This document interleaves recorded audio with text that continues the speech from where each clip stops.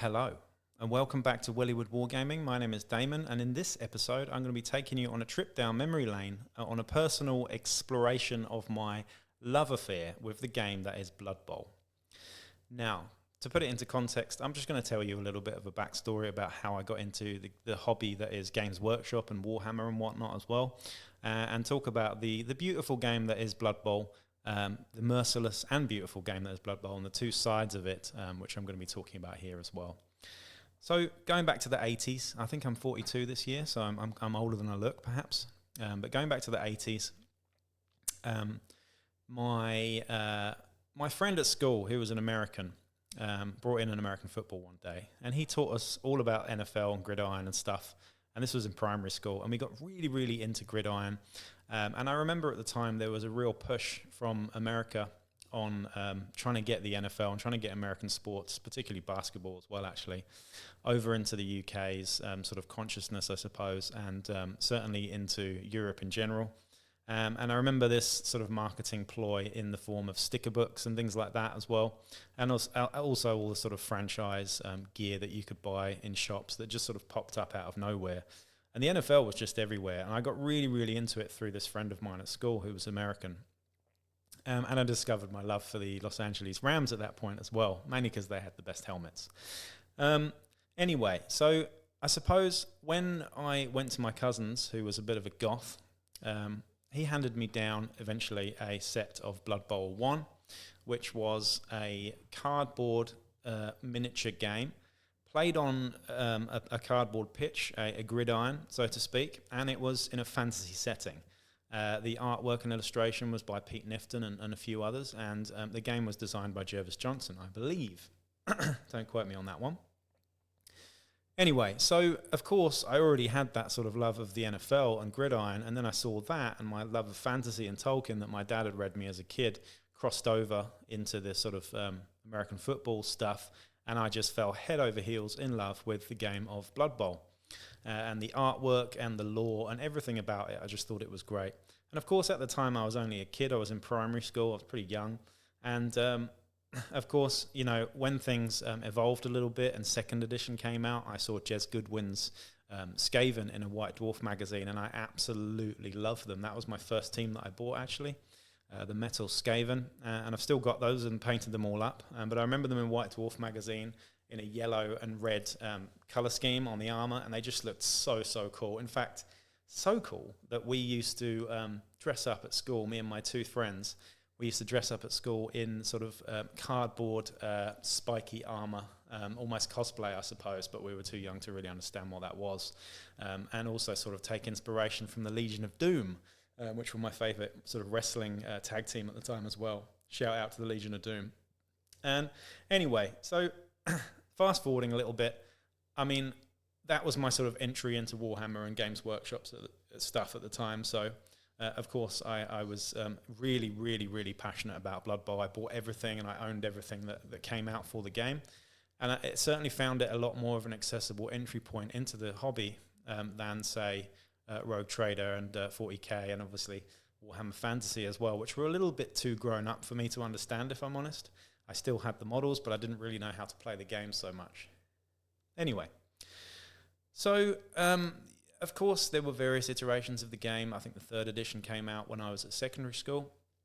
I played that to the death with my friends as well, and I never really lost interest in the game until I became a sort of young adult or an older teenager when I discovered girls and drugs and partying and stuff. When I kind of realised that I had a bit of nerd shame and I didn't want people to know the sort of hobby that I was into because I was frankly a little bit sort of embarrassed about it, which is completely ridiculous looking back on it. But when you're a young, impressionable teenager, you want to be seen as cool.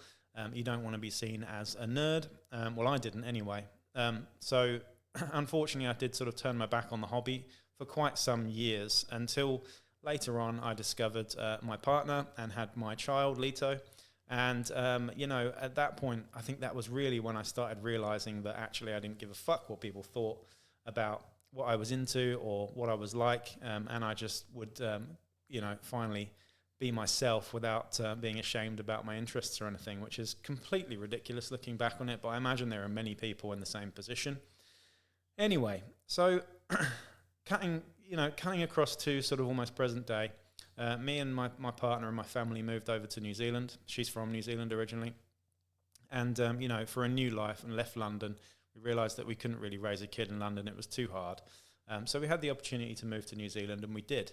And when we did, I thought, well, shit, I haven't got any friends here, so I might need to, reach out and try to meet new people. How am I going to do that? And I'd had this interest in Blood Bowl. I'd been playing online, Blood Bowl 2, things like that as well.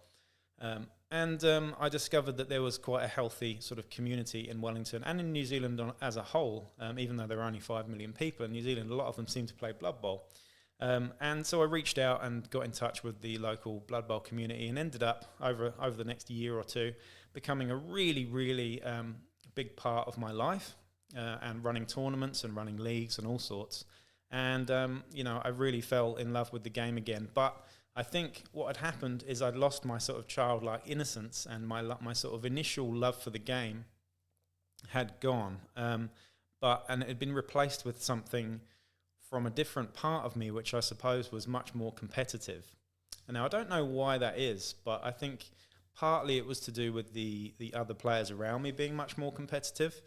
And I think I'd lost sight of the real sort of essence of the game, the fun, the chaos, the ones, and it got replaced with a bit of a competitive nature, I suppose, which I don't think is naturally a part of me. I play chess. I play chess fairly competitively, but again, I'm a bit more of a fun player. But I was taking that approach to Blood Bowl, and I was going to a lot of tournaments over the last few years. I was playing on Fumble a lot, and it became almost an obsession, actually.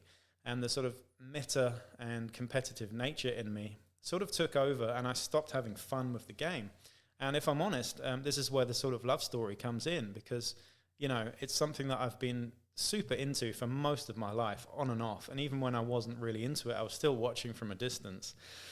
But when I got into it on this sort of tournament level and started taking things very, very seriously and competitively, what tended to happen is no matter how much better I got as a player, I ended up getting, decent rankings on the NAF and things like that, and being very, very competitive minded about it, because those around me were also very competitive minded as well. And I lost my enjoyment for the game, if I'm completely honest, and it was really sad. So what ended up happening is I ended up going to a couple of tournaments and, having really, really shit luck, coming down to the last game of the tournament, beating that player, and then some rule in that game, not allowing me to win the trophy, or playing on the top table at the very end of a tournament and just tripping and falling on a go for it in the end zone to actually win the tournament. Things like that happened a couple of times in a row. And I just got a bit sort of salty, I suppose. And that's something that I'd never really experienced, because in my entire sort of gaming career, not career, my gaming hobby life, I'd never had that nature about me. I've never been a salty person. I've never been a competitive person, really. And I found that was quite an ugly sort of characteristic that was coming out in me. So I turned my back on the game. I got really sick of it, and I haven't looked back since, to be honest, until now. Now, I went to the local gaming club in Melbourne, and I saw quite a few people playing Blood Bowl again. And I just thought, nah, I don't want to get back into that again. It's a slippery slope, Damon. It's a slippery slope. It's only a matter of time before Nuffle rears his ugly head and makes you upset and depressed again.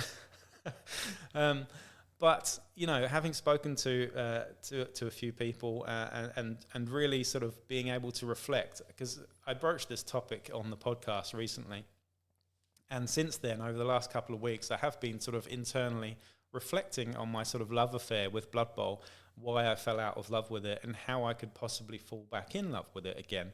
Of course, there are other systems that I play. There's Necromunda, there's Mordheim, there's Warcry, there's Kill Team, there's Aeronautica Imperialis, and all the other stuff, which I'm much more interested in now as well. But there is this little urge in me to get back into Blood Bowl, but I hope that I can do it from a non-competitive, purely the essence of Blood Bowl, that is Nuffle. And I am looking forward to sort of getting back onto the table. And I can say wholeheartedly now that I'm not too scared of doing that, because now I know And now I know what I don't want from the game, and what I do want from the game is just pure fun. And I think, and I hope that there are many of you out there that have actually had similar experiences with other games or with Blood Bowl. I know there's definitely a very competitive community online for Blood Bowl 2, Blood Bowl 3, and Fumble and things like that. But I'd be interested to know in your comments below, actually, if you've found Blood Bowl a particularly harsh mistress, because I think that it can be. It's basically like, it doesn't matter how good you are at playing. You could be a grandmaster at playing in equivalent in Blood Bowl to chess, say. The difference with chess is that if you make a mistake in chess, it's your own damn fault. But if you make a mistake in Blood Bowl, you don't make a mistake. It's just a 1 is a 1 is a 1, and you can't do anything about it. You can play your best game, but a 1 is a 1 is a 1. But that is part of the beauty of the game, and that is something that I've had to sort of reflect on and accept as just a part of it, really, if I'm ever going to enjoy it again. So anyway, this was just a quick little love story about Blood Bowl. I am going to be freely talking about Blood Bowl a little bit more with the channel as we have opened up to more specialist games. And I'm looking forward to bringing it up in a podcast episode as well, in full. But in the meantime, please do continue to support the channel, like, share, subscribe. Check out the Patreon as well if you would like to support directly. That's the best way of doing it to keep this alive. But I'd be really interested to know in the comments down below, if you've had similar experiences with this particular game, with Blood Bowl, or with any other system, if you've fallen out of love with it and fallen back in love with it. Because it is quite a profound thing, I think, if this happens to you. Anyway, that's enough from me. I just thought it was going to be a heartfelt sort of appraisal of how I feel about the game over the last 30-something years, because it really has been a huge part of my entire life, pretty much. So that's that. Anyway, I'll catch you on the flip side. Peace out.